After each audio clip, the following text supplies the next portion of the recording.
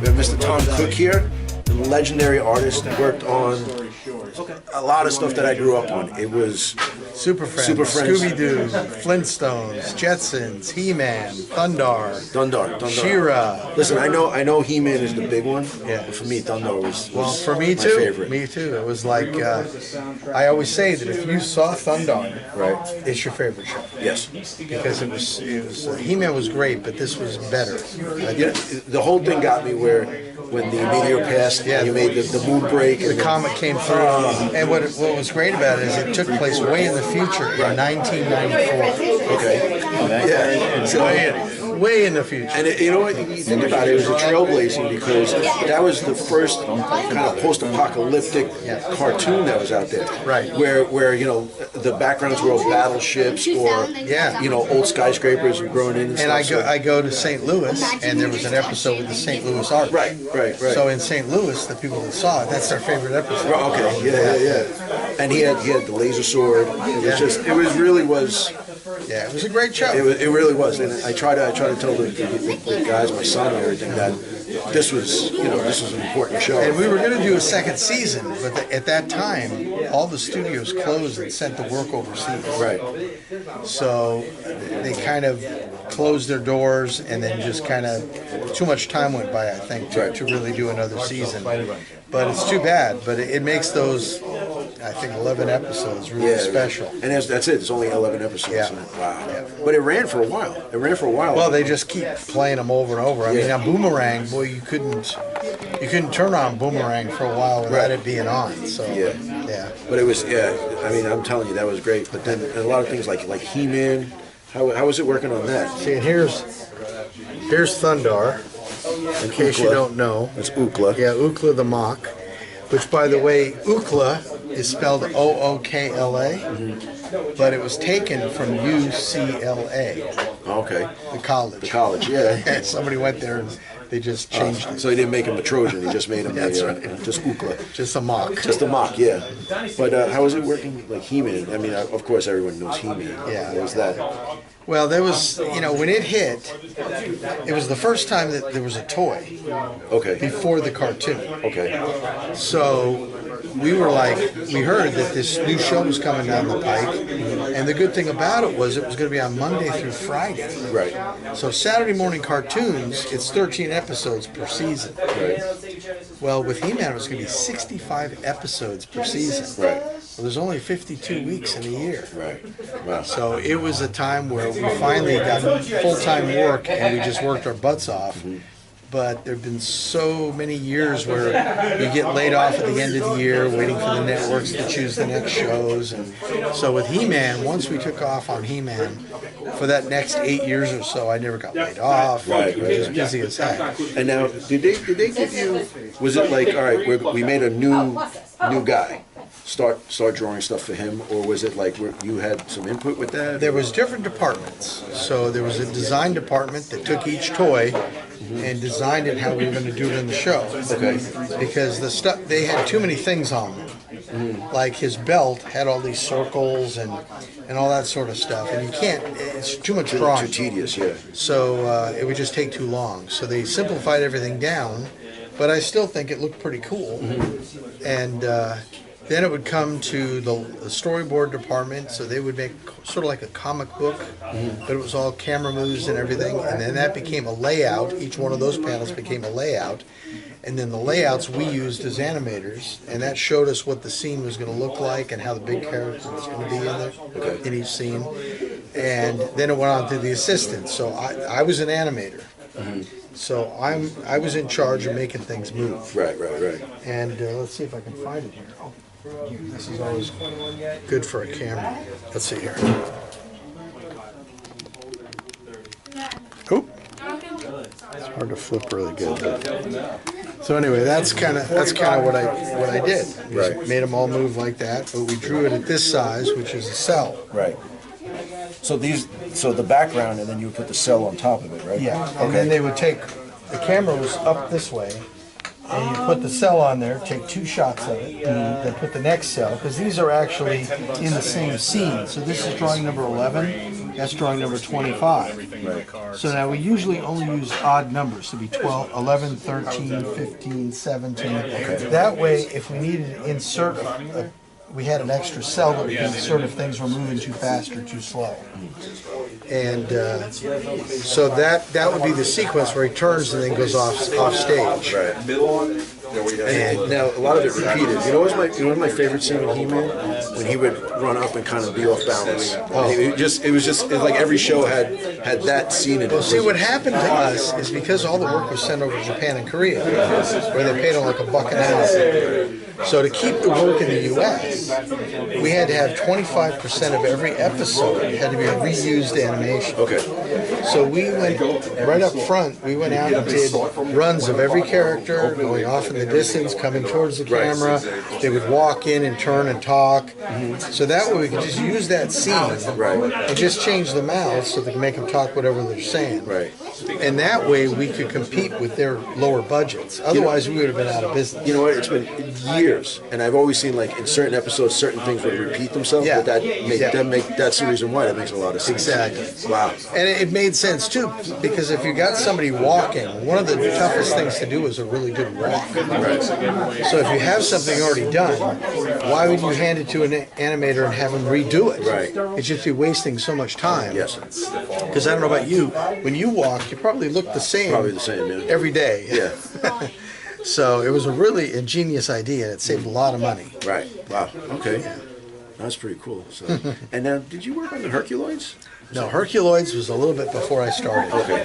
Yeah, that was probably in the mid-'70s, and I started. There was like the North Space 78. Coast and Yeah. Those are ones I wish I had gotten there, but I was probably still only 17 or 18 when those came out. So. Yeah, because they used to play them in blocks together. That's what I just said. Yeah. But So those were things I liked when I was younger. The Herculoids were just that whole band and the different planet. Yeah. It was really good. The people always get the Herculoids and Thundarr confused because the main guy kind of looks like Thundarr a little bit, except he's got that little. He's got the crest and no shirt. Yeah. Right. Yeah. So, but people always get that confused. And I say no. Herculoids had the rhino that was shooting things. Right, and the gloop and blah. Yeah. Stuff. Yeah. Those, you see, but it's almost like, even like Thundarr, the Super Friends, in the Herculoids, they were really good shows, but a little bit, for lack of a better word, like the innocence of the time. So it was, there was really good action in it and stuff, but nobody was ripping each other's heads off. Right, And stuff. It was like I said, like an innocence to the show. Well, in He-Man, they never. Skeletor and He-Man never hit swords. Right. And it was always some other way that he would point his sword off, and you'd see the energy going out of it, and then the whole camera would shake, and then you'd pan over, and then something was steaming. And they couldn't shoot because they always missed. It was like, guy would be well, standing that's there. everybody. Everybody was, nobody Look, what was hitting each stormtrooper other. ever hits anybody? Well, well, that's the stormtroopers are good shots. You just have bad rifles. That's it. Oh, okay. They're just the not E11 made is well. the E11 is just terrible. But it's just So what's is there anything in the future, or is it My future is retirement. Okay. I retired about 4 years ago, and now the fun thing is I get to go out and meet fans like you. Yeah. And you're so typical of every fan that they just love this stuff as a kid. Yeah. And I'm so humbled by the love you had for this, but unlike some guys, I can understand because I was a huge fan. Right. When I was 8 in 1960, the first Saturday morning cartoons came out. So I was waking up in the morning, on Saturday morning, getting yelled at by my mom saying, "How come you get up on Saturday, but you can't get up during the week?" Right, yeah, because there's no reason to get up. And it's like, so it's just really odd being on the other side of the table now that people are coming up to me and wanting my autograph. Who ever thought anybody would want my autograph? Yeah, it's just really weird. Yeah, but you know what though? With the resume that you have, it spans time. Because even now, we just got a DVD approximately a year ago of all new He-Man, and it's not good. It's not good. We tried watching about 5 or 6 episodes, and I'm like, no, let's give it a chance to develop. They're gonna do a new movie, and we're all talking about it on this Facebook page about Masters Facebook page, And our whole thing is, let's do one that's like the TV show, adult it a little bit, because it was for little kids. Right. But the characters should stay the same. Right. Let's just get a really good story. Yeah. And instead of Skeletor having a bunch of fools working for him, make them really menacing. Some badasses. But still, let them look like they look, because you're going to have immediately box office. But if you change it around and screw it up, it's going to crash again. Yeah. Like the first movie did. Right. Put Orko in it.